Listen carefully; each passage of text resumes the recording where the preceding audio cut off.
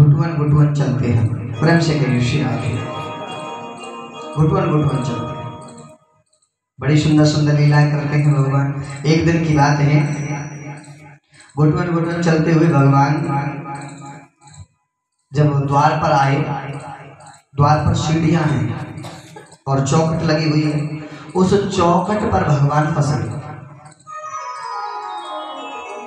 अब आधे इधर और आधे इधर, अब पेट के बिल्कुल बीच में चौखट। हाँ जानते हो ना चौखट, तो लकड़ी की जो होती थी पहले, चौखट पर भगवान फंस गए। अब भगवान रोने लगे, अब ना तो इधर जा पा रहे ना उधर जा पा रहे, और रोने लगे। अब ये इधर देख के नारद जी महाराज आकाश मार्ग से मुस्कुरा रहे कि देखो संसार को पार लगाने वाला है, भवसागर से दुनिया को पार लगाता है, आज एक चौखट को पार नहीं कर पा रहा है? ये संसार को पार करने वाला है और आज ऐसी ऐसी लीला कर रहा है कि चौखट पार नहीं हो रही है, चौखट पार करने के लिए भी रो रहा है।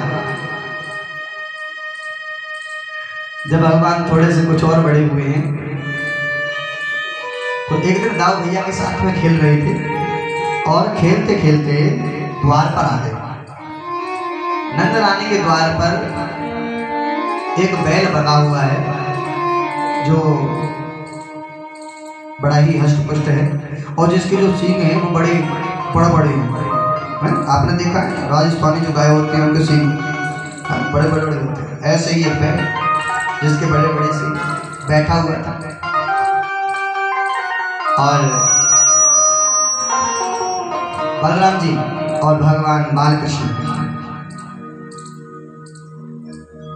दोनों मस्ती के साथ वहीं बैल के पास में खेल रहे थे। भगवान ने बड़ी सुंदर लीला की। अब दोनों उस बैल के पास में आए और बैल के पास आकर के उस एक सींग से तो भगवान पकड़ करके झूलने लगे और दूसरे सींग पर बलराम जी खड़े हो गए और दोनों उस सींगों पर झूलने लगे। अब बलराम जी नीचे को झुकाते हैं तो कन्हैया ऊपर हो जाते हैं और बालकृष्ण जब झुकाते हैं तो दाऊ भैया ऊपर हो जाते हैं। अब ऐसे ये झूलने का नाटक चलता रहा। अब कुछ समय तक तो बैल बैठा रहा। अब जैसे ही बैल खड़ा हुआ तो दोनों ही बैल की सींगों से लटक गए। अब जब दोनों ही लटक गए, अब चिल्लाने लगे मैया हमें बचाओ, मैया हमें बचाओ, मैया हमें बचाओ। अब जब तक अच्छा वहीं पर गोबर का ढेर लगा हुआ था, गोबर का, क्योंकि नंद बाबा के यहाँ कितनी गाय हैं? 9 लाख धेनु नंद बाबा घर, 9 लाख गाय हैं। अब विचार करो 9 लाख गायों का गोबर कितना होता हो, गोबर का ढेर लगा हुआ है। तो आज जब दोनों लटक के चिल्लाने लगे मैया हमें बचाओ, मैया हमें बचाओ, मैया हमें बचाओ। अब जब तक मैया निकल के आई तब तक तो हाथ छूट गए और जैसे ही हाथ छूटे इतने इतने गोबर का गड्ढे। मैया आई, मैया ने बहुत डांटा और कहा लाला एक तो तुम पैदा ही बड़ो गोरो भाई, एक तो तुम पैदा ही बड़ो गोरो भाई, ऊपर से मैं तो सोचूं कि नवाए धोवाए के काजल टीका करके तो सुंदर बना दो, लेकिन दाढ़ी के मुँह तो तू ऐसा लागे कि पिछले जन्म को शुक्र दिखे। कितनों नवाए धुलाए लो, कितनों तो सुंदर कर लो, लेकिन तू तो कीचड़ दी राजी रह जाए। भगवान विचार करते हैं, मुस्कुराते हैं कि सत्य बात तो यही है कि पिछले जन्म में शुक्र तो थे ही। हाँ अभी हमने कथा सुनी, भगवान का जन्म हुआ था 12 भगवान के रूप में और 12 किसको कहते हैं? शुक्र।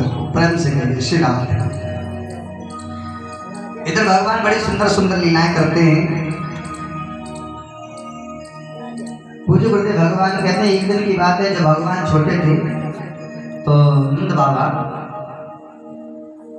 पूजन कर रहे थे, अपने मंदिर में पहुंचे। नंद बाबा की 3 चीजों में बड़ी श्रद्धा है, एकादशी के व्रत में, शालिग्राम में और तुलसी। नंद बाबा प्रतिदिन इनका पूजन करते हैं, शालिग्राम भगवान का और तुलसी महारानी का, और एकादशी का बड़ी निष्ठा के साथ में व्रत करते हैं। तो एक दिन की बात है, प्रातःकाल में नंद बाबा अपने पूजा कक्ष में गए और जाकर के बैठे और भगवान का पूजन करने लगे। शालिग्राम भगवान को लियो, मंदिर को साफ किया, एक चांदी की प्लेट ली, उस पर तुलसी दल रखा। देखो, चाहे आप ठाकुर जी को स्नान करवाओ, चाहे साईं जी को स्नान करवाओ, बिना तुलसी के स्नान नहीं करवाना चाहिए। पहले नीचे तुलसी रखें और तुलसी रखने के बाद ही वहीं पर ठाकुर जी को विराजमान करें। फिर जल से या जिससे भी आप करवा रहे, दूध से, दही से, शहद से, बूरे से, जो भी आप करवा रहे हो उसके बाद ही स्नान करवाएं। तो नंद बाबा ने पहले चांदी की प्लेट ली, चांदी की प्लेट में तुलसी का दल रखा और तुलसी का दल रख करके शालिग्राम को रखा। इतने में भगवान आ गए। जब बालकृष्ण आए, नंद बाबा ने कहा कि लाला अंदर मत आइयो, दूर रहियो, अंदर मत आइयो। अब भगवान बोलना तो जानते नहीं, बोलना तो आता नहीं, केवल ऊँ करते हैं, लाला अंदर ही मत आइयो, वहीं बैठो रहियो। अब भगवान वहीं बैठ गए और मोटो मोटो देखने लगे कि नंद बाबा क्या कर रहे हैं। अब नंद बाबा ने भगवान को लियो, चांदी की थाली में तुलसी दल रखा, शालिग्राम को बिठाया और शुद्ध जल से स्नान करवाया, गंगा जल से स्नान करवाया। उसके बाद दूध से, दही से, शहद से, बूरे से स्नान करवाया। उसके बाद फिर गंगा जल से, शुद्ध जल से स्नान करवाया। अब भगवान ये विचार कर रहे कि देखो, कबो गंगा जल से नहावे है, कबो दूध से नहावे है, कबो दही से नहावे है, कबो शहद से नहावे है, कबो बूरे से नहावे है। बड़ो मीठो है वो है। ये दृश्य भगवान देख रहे। नंद बाबा ने भगवान को स्नान करायो। स्नान कराने के बाद में यथा योग आसन पर विराजमान किया और अपने हाथ में भगवान को धूप दीप नैवेद्य दे करके माला ले ली और माला लेकर के माला जाप करने लगे। भगवान को मौका मिल गया। भगवान धीरे धीरे गुटवन गुटवन चलते चलते चलते चलते अंदर आ गए और आकर के शालिग्राम भगवान को उठायो और शालिग्राम भगवान को उठा करके मुखारविंद में रख लिया और वही नंद बाबा के बगल में बैठ गए। नंद बाबा की माला पूरी हुई तो जयकारा लगाया, बोले शालिग्राम भगवान की। लेकिन देखा तो आगे शालिग्राम भगवान ही आए हैं। हाँ, आगे भगवान ही नहीं। अब देखने लगे भगवान कहाँ गए। देखा सामने भगवान है ही नहीं। फिर नीचे देखा कहीं ऐसा ना हो, गोल मोल तो होते ही है, कहीं लुढ़क गए होंगे। हाँ, तो चौकी के नीचे देखा, फिर अपने नीचे देखा तब भी नहीं मिले। अब इधर जैसे ढूंढते ढूंढते नहीं, यहाँ पर दृष्टि पड़ी, कहने लगे लाला तू अंदर कैसे आयो। अब शालिग्राम बोल गए। अब लाला के पीछे पड़े, लाला तू अंदर कैसे आयो। अब मुखारविंद में शालिग्राम रखे हैं, बोले तो बोले कैसे। कहते तू ये बता, तू मैंने तो उसे कही कि तू अंदर मत आइयो, वहीं बैठो रहियो, तू अंदर कैसे आयो। भगवान कहते हूँ। अब नंद बाबू गुस्सा चढ़ रहा है, भगवान नहीं खेल रहे, ऊपर से ये आए तो कर रहे हो। कहने लगे एक तो मेरा भगवान को ऊपर से तू कर रहा है। अच्छा, जो गाल फूला हुआ था उसी गाल पे गुलचा मारा और जैसे ही गुलचा लगो शालिग्राम भगवान तुरंत बाहर।